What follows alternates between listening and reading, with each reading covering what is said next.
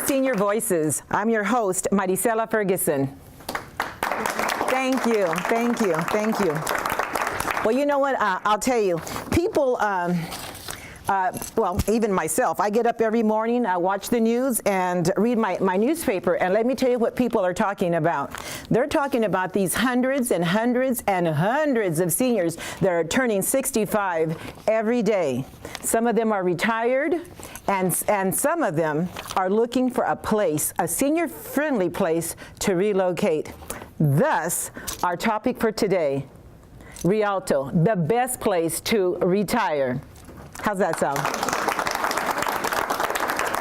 Well, let me tell you, we have a fabulous show for you today, and we're going to start with our guest. I'm going to introduce. She is the Senior Recreation Programmer for the Grace Vargas Senior Center, Miss Terry Armentano. Thank you for having me today. Oh, you're very welcome. Thank you for being here. And also, we have someone, Miss Betty Levert, Rialto retired resident. Thank you. Thank you. Thank you so much. Thank you both ladies for being here. You know, I want to ask Betty, if you don't mind, I want to start with you. Now, what was your occupation before you retired, actually? I worked in the secretarial field. Oh, 45 years. Oh, 45 years, my goodness, 45 years, that's awesome. And then you decided to come to Rialto? Yes, following a girlfriend. Oh. We lived in the same condo complex. We were Okay. senior single parents. Oh. We both had sons. We became great friends. And one day she walked up to me and said, "I'm moving." I said, "You're moving?" Oh, my. So within 3 weeks she was gone. And she came back to visit us and she said, "You need to come and look at my house, and they're starting a phase 2. So I got in touch with her realtor, we made an appointment, and I drove out to Fontana, which I knew nothing about. I saw her house, which I liked, but phase 2 I didn't like. Oh. So I didn't buy there, I bought here in Rialto. Oh, that's what I'm talking about. Thank you, thank you. Okay, now tell us. Now, what's on your bucket list? You had some plans for retirement. What did you see yourself doing? Once I retired, I was able to travel a lot more with my husband.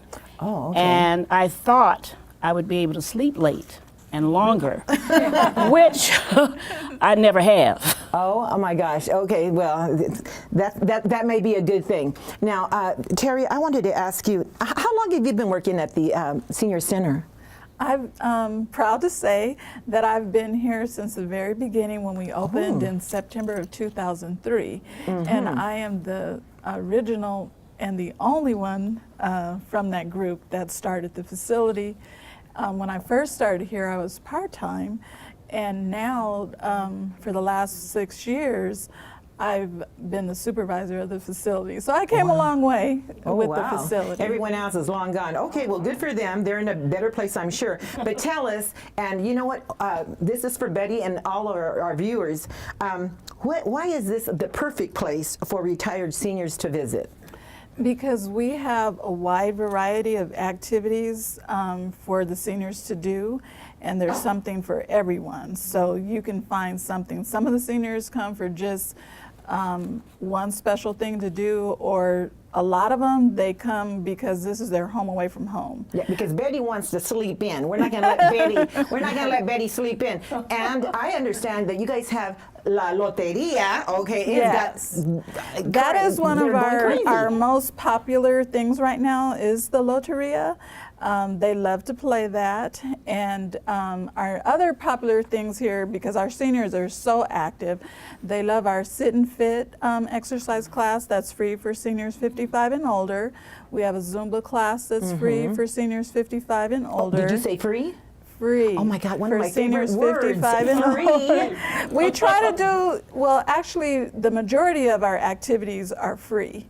The only thing that you will pay for when you come here is we do have a nutrition program that's Monday through Friday, and it is a suggested donation of $3.50. And then if you're going to play bingo, there is a fee to play bingo because they win money.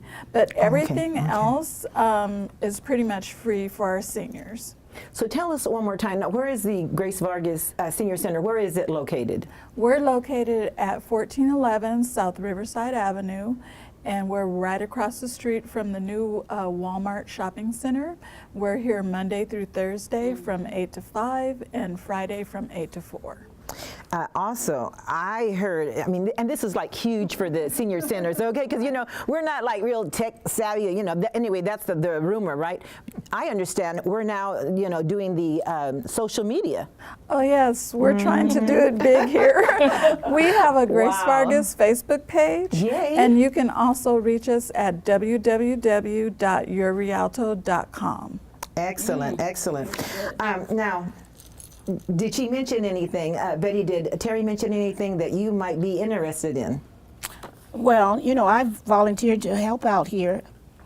I'm also a member of the Friends of the Senior Center. You know what? I was just getting ready to ask you for also for our senior viewers.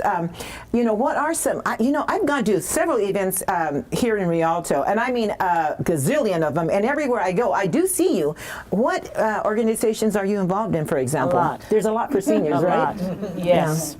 Tell, pray tell. It's juicy. Friends of the Senior Center, Friends of the Library, Friends of the Senior Center, Friends of the Library. the Exchange Club of Rialto, the Women's Club of Rialto. I thought I saw you at the Women's Club. You'll see me everywhere. Yeah. And others. Yeah. And I think also, I've I'm a even seen you- commissioner. Oh my God! No way, Jose! You're a commissioner? Yes, I am. Of? The Cable Advisory. So should I call you Commissioner Betty? You can. Thank you, Commissioner Betty. Now, I wanted to ask you, Terry. I know you're not a senior, but you're in the senior-ish, okay? I actually am a young senior. What? I stayed here so long, I became a senior. So long you became a senior. I became a senior. So I am a senior. I don't feel like a senior, but You know. yeah, Most I'm seniors, a senior. Listen, most seniors don't feel like seniors. This is not my Not real the seniors color, that come okay? to the, not the seniors Well, at my our facility. hairstylist. The seniors here definitely don't feel like Oh, seniors. trust me, the 80. I mean, you know, 40 is the new 80 or whatever, however they say it. Because let me tell you, Yes. I feel like I'm 40, 45. You know, 46 on a bad Yes. day. Okay. One of our just don't tell my knee that. oldest seniors that we did have at the facility, she was 102. And Wow. we have a lot of seniors that are in their 90s, so they keep on coming because absolutely. Our slogan is add years to your life and life to your years. And by coming here, they definitely add on some more years because staying active, keeping your Right. mind, you know, sharp and everything. And it's just a home away from home where seniors come and have a good time and they feel like home and they take ownership of the facility. Oh, absolutely. Let me tell you, just a few Fridays ago, I brought my mom. She's 91 years old, and she still drives with a bad eye, okay? You guys, that's all I'm saying. But let me tell you, she loved it here. She goes, oh, Maricela, bring me back, you know. Well, we she loved have it. something new. We have an AARP driver safety class that I we took have. the class. So, Love it. yes, so seniors can come and they can refresh their skills, their driving skills, and they get a lot of good information from the class. And then if their insurance qualifies them, they even can get a discount. I know. I took the Yes. class. It was the first class offered here at the Grace Vargas Senior Center. It was Yes. fantastic. The teacher was awesome. I Yes, mean, he was Richard fabulous. Johnson is our instructor, Yes, and he yes. volunteered to do that. Teacher He Richard, I call him. Yes, he went and got certified, and we're glad to have that back because we didn't have it for a few years. Now, but but- now we have it back, Right. so we're very excited to have that program perfect. back. Now back to you, Terry. Don't be trying to get out of. I'm a senior. What's on your senior bucket list? I haven't really thought about my senior bucket Again, list. senior in denial. But my favorite place in the whole wide world is Hawaii. I've been there several times, so I can see myself on the beach chilling and having a good time. Oh, But drinking if I was cranberry home, juice. if I was home, I probably would hit up some of our sit and fit and Zumba classes. And not stay in bed trying to sleep longer hours. I'm up at 4. You're up at 4. I'm up at 4:30. I'm up at 4:30. Ladies, you guys are awesome. You know what? Will you come back and keep the rest of our viewers informed? Not let this be the last time, please. I will. You'll come back, Betty? Yes. Yes, okay, Yes. Betty, you'll come back. Terry, will you come back? Yes, I'll Yeah, come Terry said, oh, I'm not sure, I'm so green. Well, I told her I'm green with the twist, so don't worry about it. Thank you so much. Love. Thank you.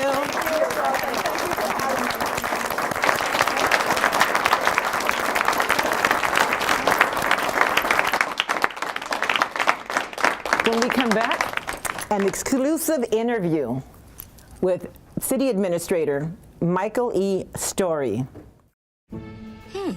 Maybe you can make retirement happen. After all, you made home ownership happen. Homeschooling yourself on loans, beefing up your credit score. So I'm pre-approved. You were like, yes! Sorry. Color coding listings, ticking boxes, and flushing every toilet in a 20-mile radius. Home sweet home. You aced house hunting. Now get the tips you need to get on track at aceyourretirement.org.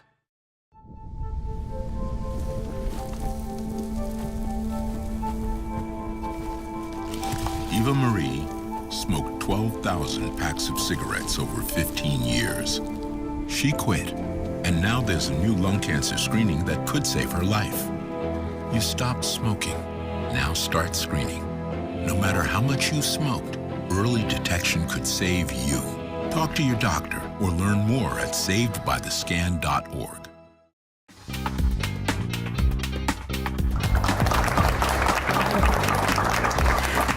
Thank you. Welcome back. Our next guest, very special guest, is the one and only, you may know him as Mr. Rialto. He is the city administrator. Please welcome Mr. Michael E. Story. And his lovely wife, Miss Janet Story. Thank you. Thank you so much. Thank you, Janet, and thank you, Mr. Story, for joining us today. We appreciate it. Well, thank you for inviting me. Well, I know you've worked for a public service. How many years? Total in public service, 41. Whoa! Oh my don't look goodness! that old, do I? Oh my God! Now, and how long have you lived in Rialto? Oh, well, we moved here in 1980, so, Oh, it's been, okay. 37 years, but, I've been with the city of Rialto for, over 32 years. Wow. When I first moved to Rialto, I just immediately was embraced by the community. Mm-hmm. I see you everywhere, and I see your wife, Janet, everywhere. Everywhere I see Janet, not too far behind is Michael. So tell me, your family is very important to you. Tell us about your family. Well, sure. Obviously, if you've got the first lady and the better half of this team, which is Janet, we could come in 2018, Right. We'll be married 40 years. Oh, my and goodness. so Fantastic. 40 years. Woo-hoo. So then I have two amazing children, my son Doug, who's 37 years old, and my daughter Melanie, she's 33 years old. And then I have 3 grandchildren. I have a grandson Nick, who's 9, a grandson Andrew, who's 6, and then the love of our life, the 18-month-old Story Lynn. Story Lynn, our granddaughter and stuff. So those are the things that the people that know me, that I don't smile very much. When you mention them, my kids and my wife, my family, I do smile. That brings a smile to your face. Absolutely. Well, your position with the city is, a very, very serious position, not to be taken lightly. And tell us, what do you feel has been one of your major accomplishments for the city? Well, after 32 years, there's, starting as a planner and then becoming a director and then the city administrator, all along the way there's been things that I would say proud of. I mean, I can drive around and see so many things that have gone on, but since being city administrator, which, I never thought I would ever, rise to that or be that. I never sought it out. I never did anything. I just wanted to serve our community the best way that I could.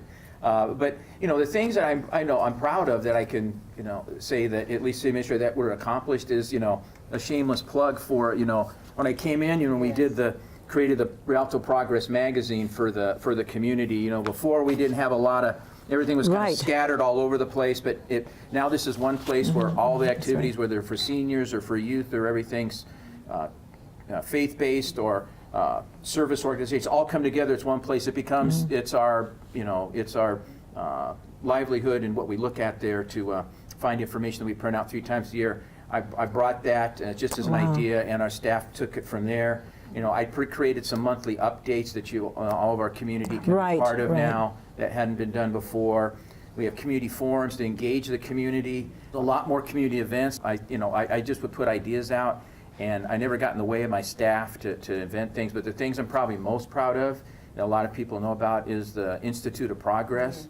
And to be able to, have over 300 businesses and students and community members be part of that, to have them more engaged. And we started it, and even as I retire, it'll continue on with Lucy Garcia from our department head staff that'll be taking over. But that's the least I can give back to my community, is leave something better than when I found it, and hopefully that helps and engages all the community. So that's what, and I talk way too much, and that's why she always. And you know what? And better it is. And you know what?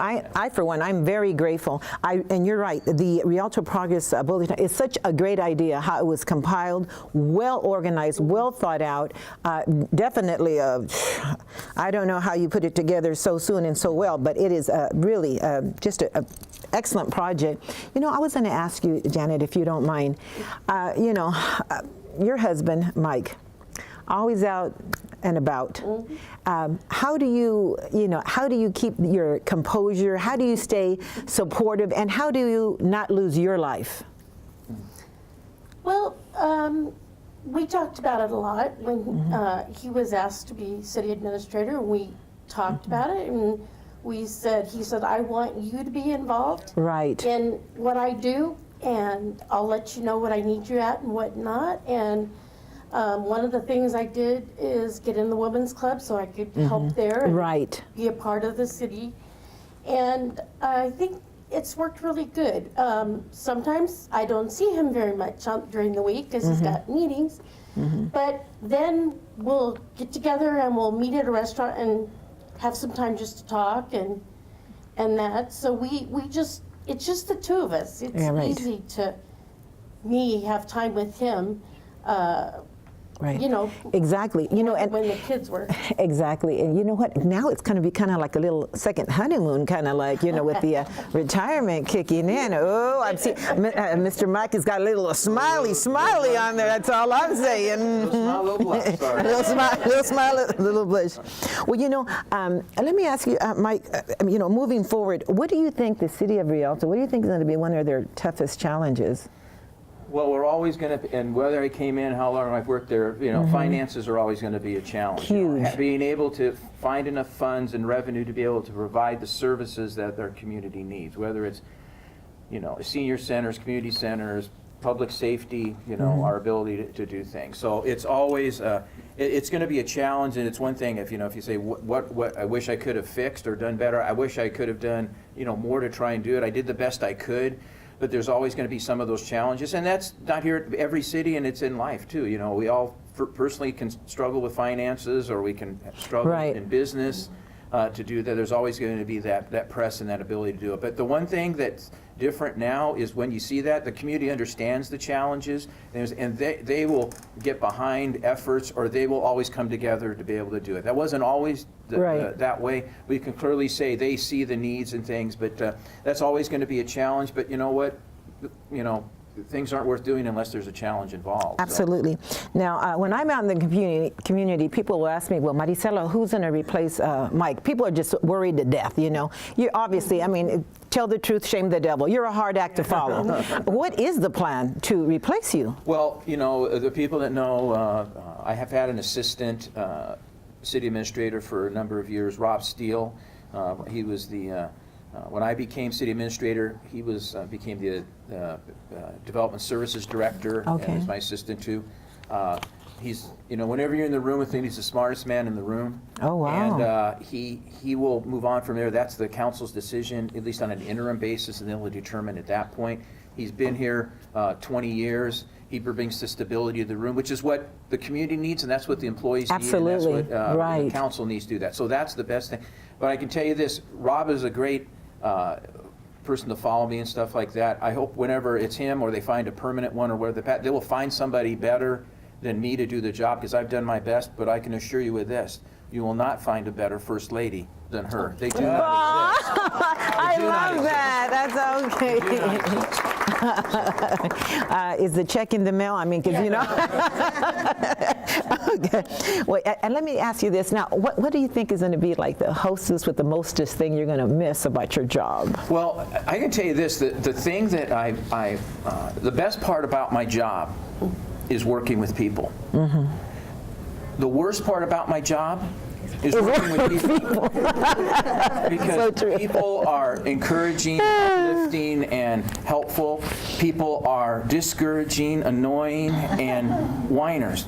And so, you know, it's true. how do you balance that? Mm-hmm. You know, the best part about it has been all the things that I've done here, you know, working with the community, working with employees, and be able to do that. The people are the backbone of everything, and you just have to find a way to come together and make it work, and work with them, or work through them, or work around them. But the main thing is the people, since I'm still going to be in the community, we'll talk about that, you know, I'm going to miss that part of it, you know, being engaged with that, and that's why you'll still see me around at stuff and things. But the people are the thing I'm going to miss the most, and the thing I'm not going to miss the most are some of the people. All right. That's a good one. Thank you.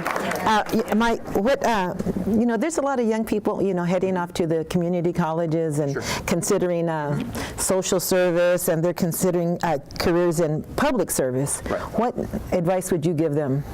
And I meet a lot with young people. They come and give me and ask me, and, you know, for advice and do that. And I use this motto, and I'll explain it a little bit. It's threefold: get a job, get a better job, get the job you want.